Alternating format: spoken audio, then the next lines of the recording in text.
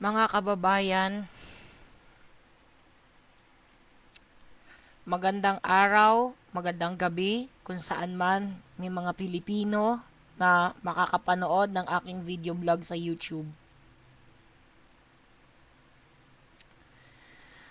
Nakikiusap ako sa inyo na huwag tanggapin ang RFID chip na gusto nilang ilagay sa ating mga sasakyan.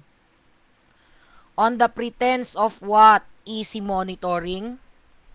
Pero wag ka. May tracking device yon para ispayan tayo. Nag-uumpisa na sinasabi nila Bill Cooper. Yan. Nila Keith Truth.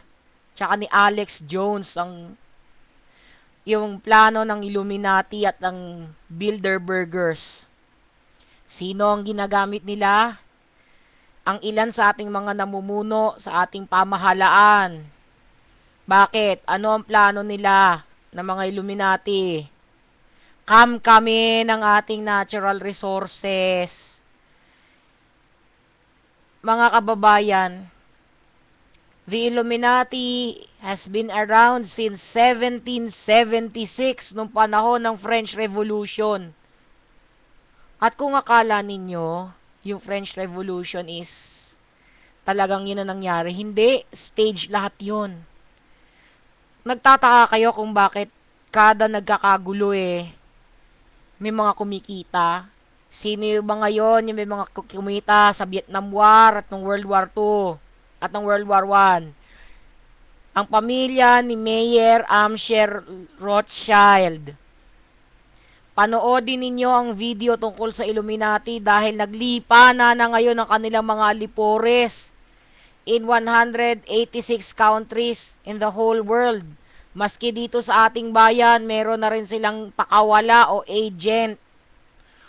Resist the mark of the beast or else we will be enslaved. Gumising na kayo sa katotohanan. The Bible speaks the truth. Nandun na ang lahat ng mangyayari in the near future. The Bible was written thousands of years ago.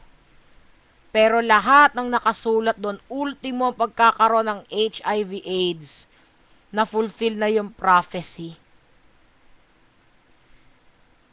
This shows na we are indeed on the last days. In a few minutes or moments, alam ng mga aliporo si Taningat na siya mismo.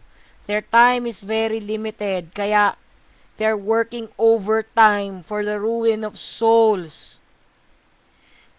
Kita niyo nangyayari, yung widespread prostitution at kung ano-ano pang katarantaduhan at pagkagahaman sa laman, drug addiction. Sino may kagagawan yan? Mga kababayan, halala na naman. Kailangan ba, maulit na naman ba ang ating kapalpakan nung nakalipas? Maging mapagmatsyag sa halalan. Dahil kung hindi, ang ating saligang batas at central bank ay ma-hostage sa Illuminati. Kita nun nangyari sa bansang Amerika. The Federal Reserve is not actually a government institution sa states but artificially created nung pinirmahan ng isang president sa states, ni President Woodrow Wilson, yung act creating the Federal Reserves. So, ano nangyari? It ruined the country. Nawala na ng value ang silver dollar. Yun ang goal ng mga Rothschilds. And ngayon, ganito rin ang plano nilang gawin sa ating bansa na gawin tayong slaves. Isipin ninyo, behind closed doors, may puppet or shadow puppet running behind the scenes. Papayag na lang ba habang panahon gaganyanin tayo? Hindi. Kaya, please open your mind. Panoorin po ninyo yung videos tungkol sa Illuminati, Freemasonry, and the Rothschilds found here on YouTube. I encourage you to watch the Alex Jones channel, pati yung tungkol kay Bill Cooper, na pinatay Pati kay John Todd, yung former Illuminist turned born again Christian, I don't know what happened to him dahil he was discredited. And learn the truth. This is indeed a very critical time for us. Survival of mankind na to, hindi lang ng ating nation, but ng buong bansa at ng buong mundo. As God's children, hindi ito ang kanyang plano na tayo ay gawing slave.